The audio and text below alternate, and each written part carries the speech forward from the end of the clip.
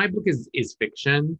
Um, the plot of it is fiction, although very, very well researched fiction in which all of the protests and, the historical aspect of it is, accurate. But emotionally, it's very truthful. I mean, particularly the Reza character, while some specifics of his background are not mine, the emotional experience of being, an immigrant coming to the US around that same age, um, knowing I was queer but not having, words for it, being full of fear and shame, and eventually meeting the kinds of people who are able to make me feel ready to accept myself and see myself. I mean, all of that is pretty much my story. And, I drew heavily on my experience kind of straddling the worlds of being Iranian and being queer, and how hard it was to, kind of have those coexist inside me because they didn't make any sense together.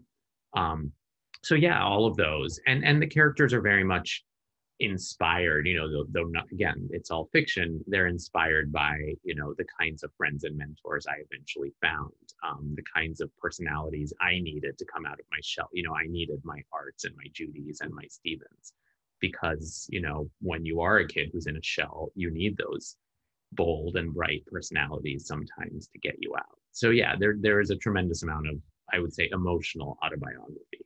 Mm-hmm.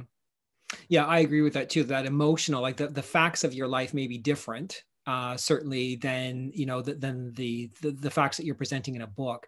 But I think that emotional truth is always kind of there under the surface, for a lot of writers, because there has to be some sort of reflection or way of connecting to the characters. In my book, the grandfather talks about how there are pieces of everybody inside, all of us, and those kind of pieces all kind of work together to create that sense of wholeness. And that's the way I kind of look at writing in general. Like, it's easy to kind of say, I can't write this character because I might not have coming from the same, like, I never grew up on a dairy farm, so why should I not be writing about somebody who grew up on a farm? Like, there's all kinds of doubts sometimes that you can have as a writer, and it means that you should make intelligent decisions about what you're going to write about, for sure, and make informed decisions about what you're going to write about.